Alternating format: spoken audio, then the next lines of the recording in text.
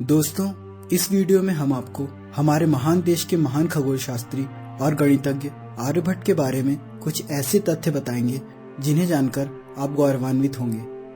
आर्यभट्ट द्वारा की गई शून्य और पाई की खोज के बारे में तो बहुत लोगों को जानकारी है, पर आपको ये जानकर आश्चर्य होगा कि ऐसी बहुत सी खोजें जो पश्चिम के वैज्ञानिकों ने आधुनिक समय में की है, आर्यभट्ट ने उन्हें प्राचीन समय में ही जान लिया था। दोस्तों, आर्यभट्ट का जन्म सन 776 में हुआ था। उस समय पश्चिम में विज्ञान का जन्म भी नहीं हुआ था। यह आश्चर्यचकित करने वाली बात है कि कैसे उन्होंने आजकल के उन्नत साधनों के बिना ही लगभग 1500 साल पहले हमारे ब्रह्मांड के बारे में बहुत सी सटीक जानकारियां दी थी। आर्यभट्ट ने सर्वप्रथम यह सिद्ध किया था कि पृथ्वी अपने अक्ष पर घूमती है। कोपरनिकस द्वारा 15वीं शताब्दी में दिए गए सिद्धांत की खोज आर्यभट्ट ने 1000 वर्ष पहले ही कर ली थी। तो आइए जानते हैं आर्यभट्ट की ऐसी ही कुछ महत्वपूर्ण खोजों के बारे में जो हमें बताती हैं कि एक समय भारत में विज्ञान कितनी उन्नति पर था।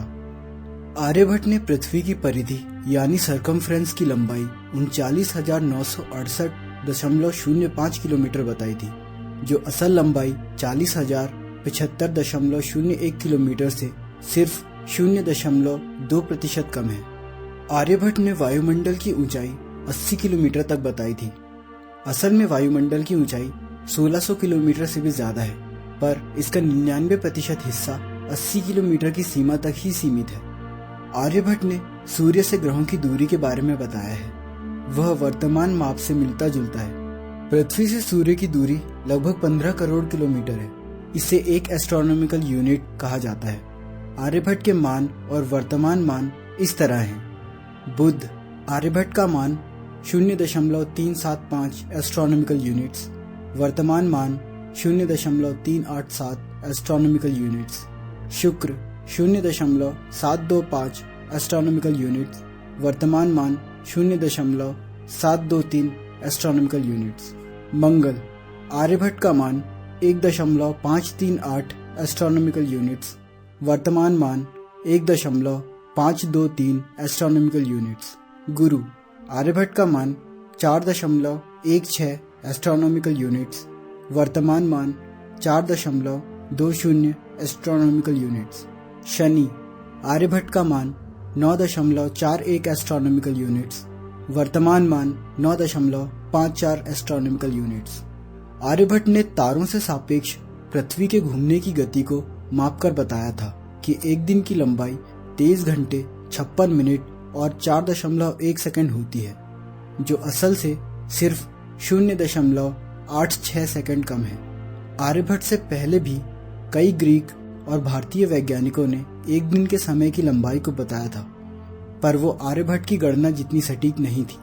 आर्यभट्ट के अनुसार एक साल की लंबाई 365.25868 दिन के बराबर होती है, जो कि आधुनिक गणना 365.25636 के लगभग बराबर है।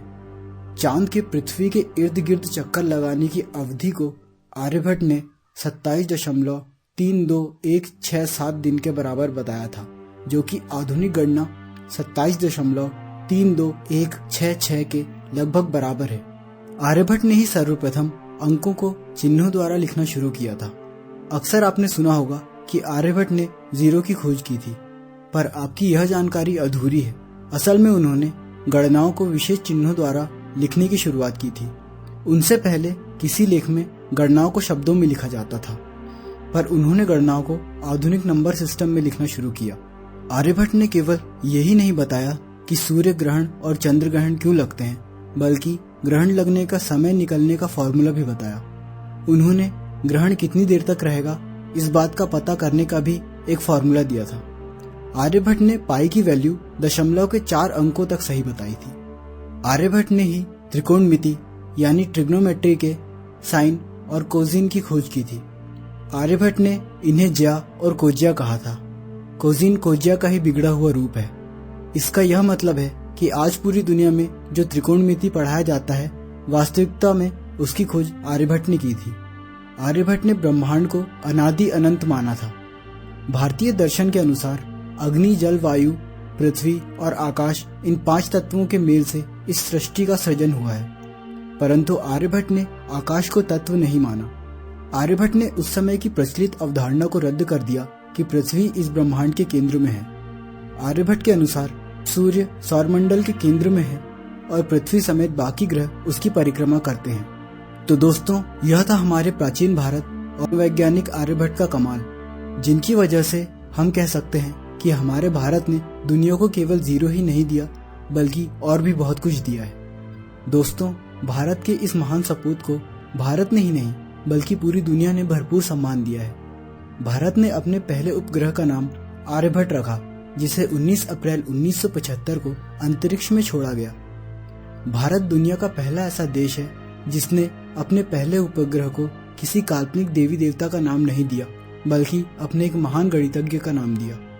साल 1976 में अंतर्राष्ट्रीय संस्था यूनेस्को ने आर्यभट्ट की 1500वीं जयंती मनाई। नैनीताल के निकट स्थित एक वैज्ञानिक संस्थान का नाम आर्यभट्ट के सम्मान में आर्यभट्ट प्रेक्षण विज्ञान अनुसंधान संस्थान रखा गया है।